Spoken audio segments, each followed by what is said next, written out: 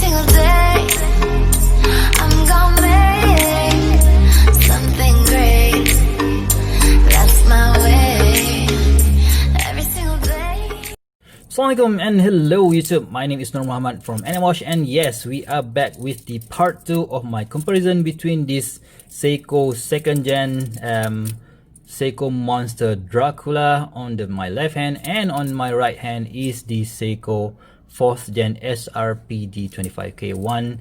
They don't have a nickname for this one yet, but still, this is my favorite version of the lot, right? So let's go to comparison number 8, which is the Indices and the Loom, right? So of course we have this, like I mentioned in my previous video. Oh, this is stupid. All right, so for those of you who might ask me why don't you align your bezel correctly, so yeah, that is for you guys, right? So the indices, so of course we have the, like I mentioned in my part 1 comparison video review, so this is the shark tooth indices, and this 4th gen is using this much more rectangular indices. I like both of them, but I do prefer this one more, right? So let's check out the Loom, right? So immediately before we shut off the light for the Loom Shot, and you can see that with the printing on the indices here is white, and this is a bit of a cream white color. So some people hate it because it looks a bit like those Fortinas, but for me, I think it plays really well with this, especially with this blue color, right? So let's shut off the light and see how it looks right immediately. So this is oh my god, right, this is the green color of the Seiko Excellent Lumi Bright, and on the 4th gen we have this another excellent blue color Seiko Lumi Bright as well, but this time around it is in blue color. Check that out, guys. Let me just focus in a bit. I think both are excellent, and when you compare it together, green and blue, what's not to like, right? So anyway, some people have mentioned that they are afraid that this loom, or the blue loom, won't last as long as the green one. Fret not, guys. So both of the green Lumi Bright and the blue Lumi Bright will hold as long as you charge it before you sleep.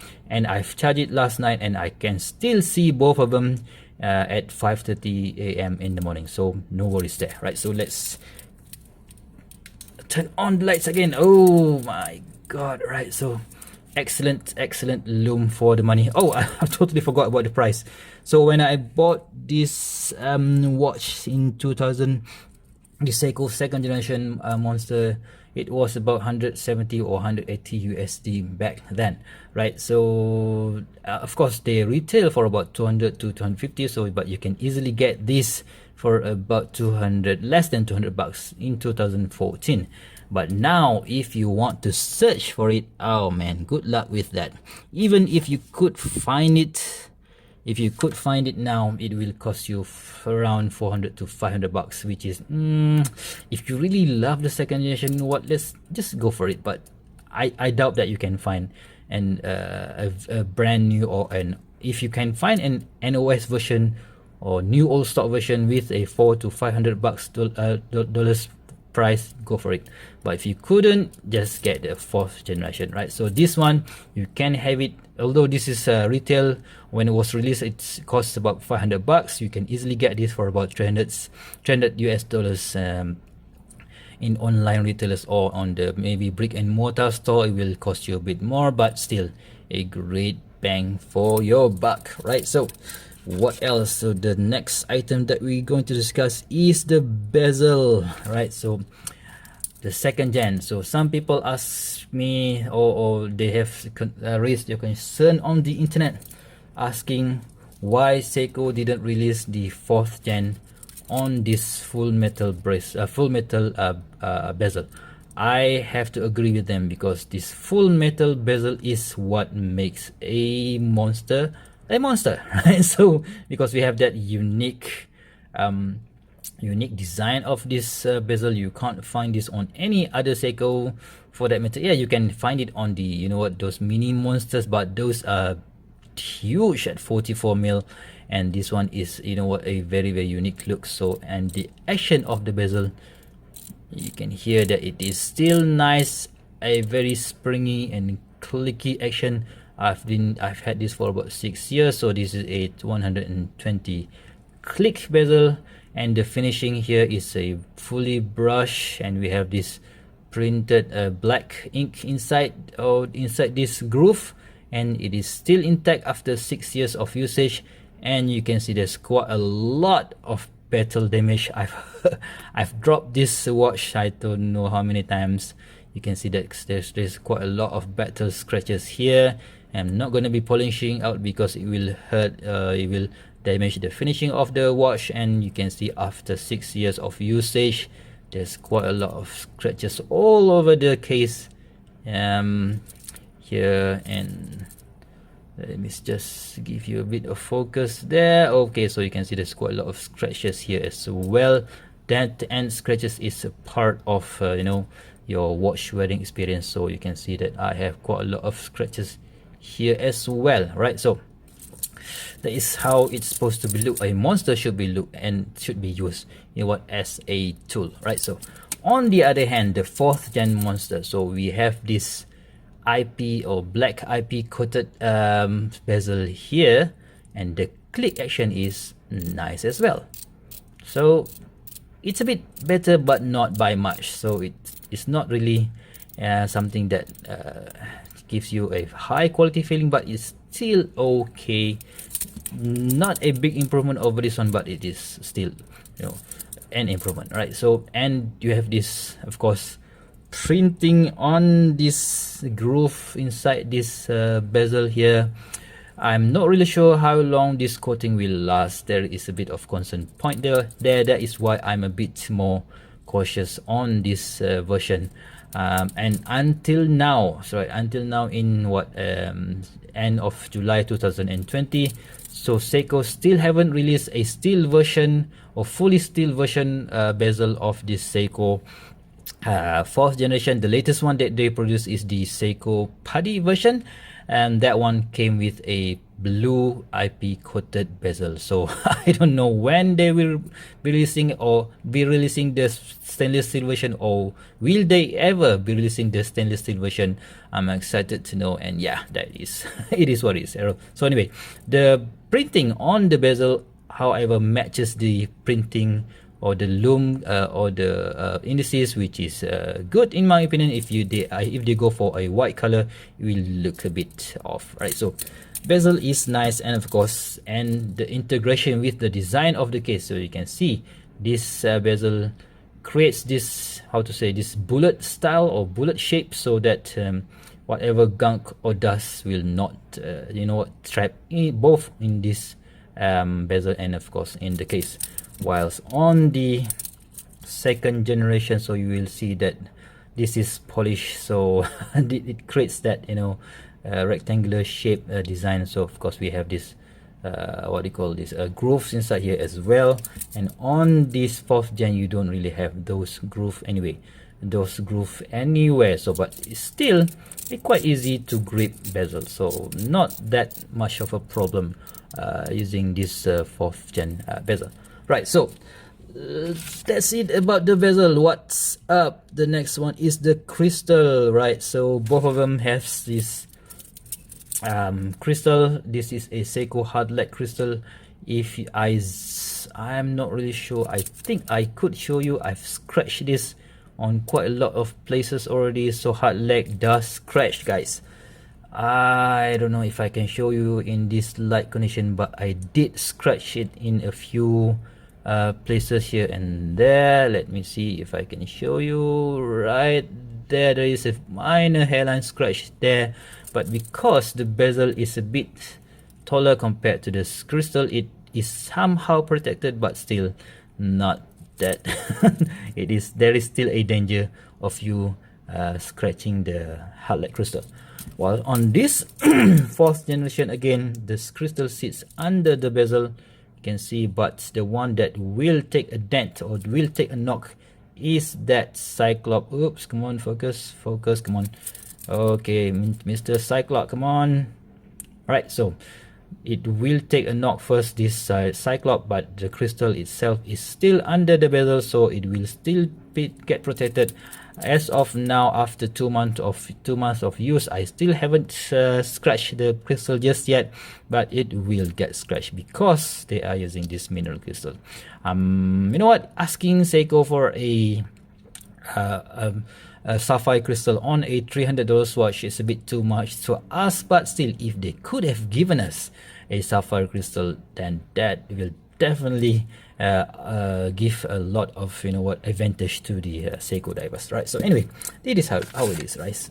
Next up is the crown design, right? So, or the crown guard. So on the Seiko second gen, you can see that we have a crown guard here, right? So crown guard here, and the case design extends to this portion here, so that it gives it a bit of a crown guard, a bit of protection here and also here.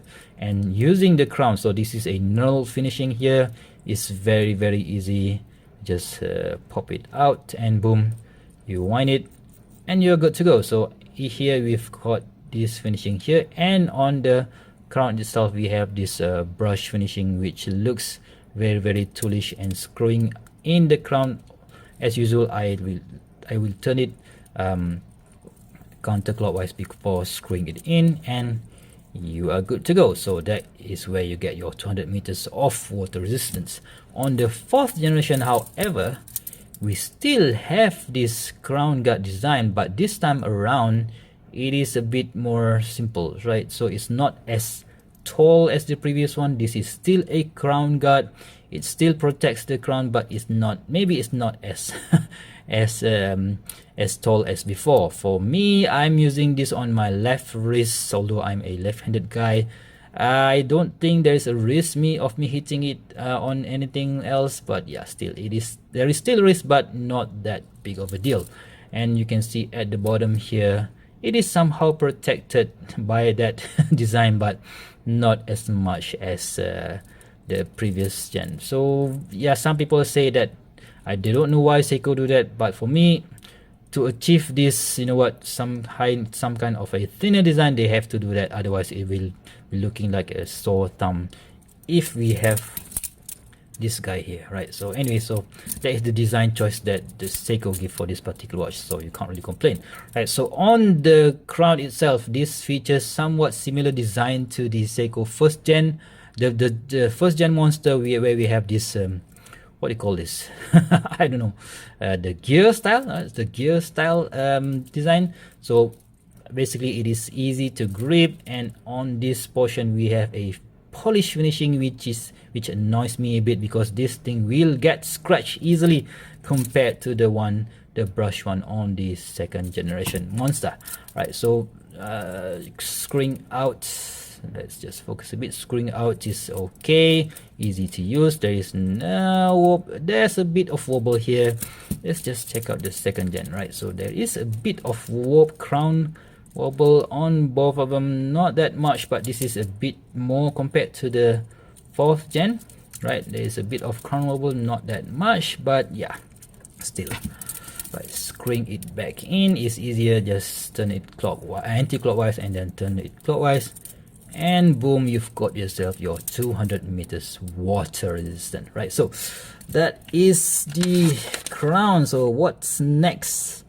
Before we talk about the case, the case back, so let's just check out this very I'll talk about this later. So let's just talk about the case back. The case back on the Seiko 4th generation is a fully brushed, which for me is a welcome addition to the Seiko monster line. So I think this makes it a lot more premium in my opinion. So we have this diver watch 200 meters etching here, and of course we have that tsunami logo here, and of course we have that prospects logo down here. So on the second gen monster, what you have is a fully oh my god, fully polished case back, which for me is, you know what, a scratch magnet. You can see on this one, after 6 years of owning, you have quite a lot of scratches all over the place, and for me that sucks in my opinion. So as a comparison, this one was released in maybe 2012, and on 2015 Seiko released this Seiko Turtle. So again we have the polish here, and the polish finishing here, and a brushed finishing on this surface, and again the polish finishing on the Tsunami logo there, right? But you can see the transition between fully polished, mixed polish and brushing on the Seiko Turtle, and on the 4th generation we have a polish finishing.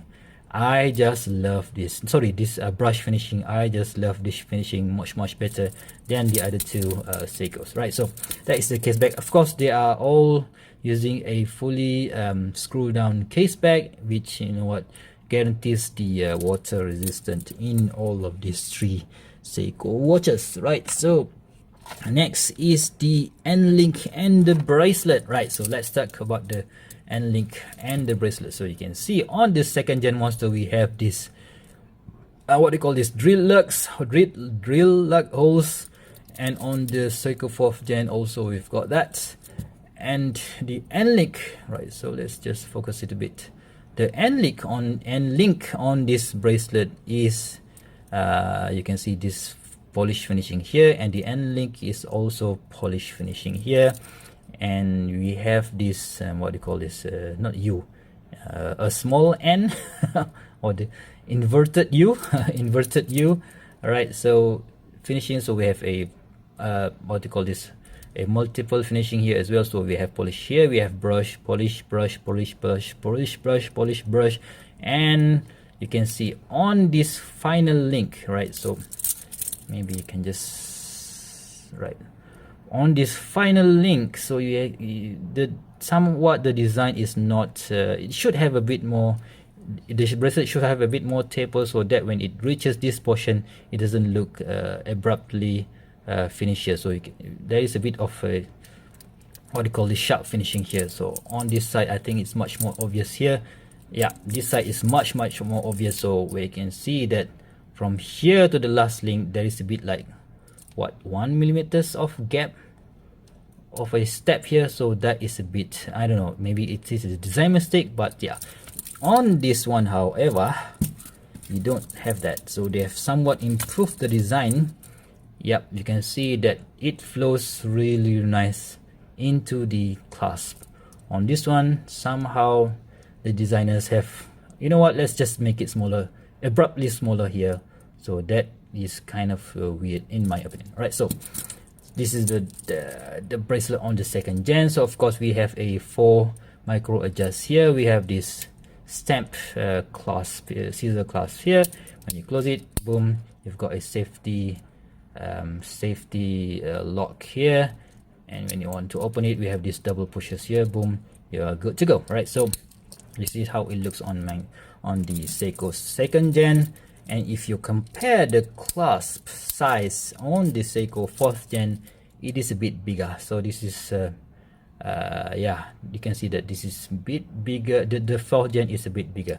So that is maybe the reason why they can make this and the last link to you know what, to have the almost a similar size to the clasp here. And on the 4th gen of course we have this safety latch here. We have again a similar I just wish they went for the male class instead, but yeah, it is what it is. Again we have 4 micro adjust here, and of course we have a pin and collar system, which I don't know man, they somehow don't want to change it. We have the pin and collar system for the 2nd gen. We have a pin and collar system for the Seiko Turtle, and again we have a pin and collar system for the 4th generation, and I absolutely hate it anyway. So anyways, it is what it is, you can't really change that, right? So anyway, let's just talk about the N-Link design of this 4th generation. Let's just focus a bit more. Okay, go focus. Okay, so what I do like about this design is, however, the transition between the brushed and polished finishing. So you can see that this part here, Just don't take just don't look at the scratch here, guys. So anyway, this brush part here is brush, and we have a polish finishing there, and here is brush, polish, brush, polish, brush, polish, brush, polish. And for me, this makes the watch looks very dressy because of the multiple finishing that you can find on this bracelet. That is why I prefer to wear the Seiko, this Seiko for Monster 4th Gen on its bracelet, because it, when it hits the light, it plays really nice, right? And as a comparison, you can see that this is the inverted U, so this is a U-shaped bracelet, and for me this looks much nicer because of that multiple, or you know what, multiple finishing here, right? So that is the bracelet. So but the downside of this particular bracelet is that you can only use this bracelet on the Seiko 4th generation Monster, whilst on this one, because this is a flat end link, right? So you can use it on a bunch of other watches as well. I've used this bracelet on my Seiko 5. I've used this bracelet on my Citizen NY0040, and yeah, I intend to use this bracelet on a lot other watches as well. All right, so it's quite a long one. The what do you call this, the versatility of the watch. So both watches are not versatile, that much I can say. So either you want to use it on this bracelet and use it on, you know, if you have something in red or black, you can use this one, or if you're wearing something in blue, you can use this one. But both of them is not as versatile. You could use this on, you know what, as a dress watch, but you will look a bit awkward in my opinion. But yeah, both, because the design of the watch, you know what, is not gonna be as versatile as any of your, you know, a daily wearer. All right, so what else do I forgot about to tell about this both of these two awesome watches? I think that's all, guys. That's all. So you know, I've hit like 21 minutes already here on this second part of the comparison video review. So this is what you guys have been asking me to do. Oh, come on, focus. And yeah, for me, I love both of them. So both of these watches will never leave my collection, because you know what, this is the first ever Seiko that I've bought, and this one is a present from my other half, and I would not want to sell any of the things that people gave me, right? So final conclusion, so both of them is great watch to have, both the great watch to keep. If you guys like Seiko Monsters, you will love both of these. You know what, for me, when I bought this watch, so let's just give a conclusion, is very simple. When I got this watch, I'm still using my I still do have my Golf MK6 in red color, right? So you know what, you can't you can't unnotice a red colored Golf MK6, right? Because it's bright red. So at the time in 2014, I was still in my 30s. In my late 30s, I was 30s. How old was I? 38 back then. And yeah, in my late 30s, so I do want something that is flashy, or that is, you know what do you call this, flashy, or something tough in my opinion. But as I grow older, if I ever want to buy I don't really want to buy a flashy car anymore. So if in terms of, again, the Volkswagen, I would buy a Volkswagen MK7 in blue color, which is similar to this one. It is much more a grown up Seiko Monster in my opinion. So this for me is a growth, and a more mature Seiko Monster in my opinion. If you like a more mature Seiko Monster, this is the way to go. But if you are in your 20s, if you're in your 30s, so if you want to hunt down this one, go for it. Go with what you like in your watches, and don't ever let other people tell you what to buy. So anyways, that is my conclusion. This is the Golf MK6, the red one. This is the Golf MK7, the blue one. So that is how I look at on these watches. So if you guys like this video, please give me a thumbs up. If you want to see more future video reviews such as this one, please go ahead and give me a subscribe, and click that bell notification twice, so to shut to end the video, let's give these guys again a Loom Shot. Right, so Loom Shot, let's just put in the Proxima as well, and let's see how they glow in the dark to end this video. Until next time, I'll see you soon. Bye bye. Yeah, that is how it looks, guys. Very good loom on all 4 of them. And yeah, let's end this video. Bye bye.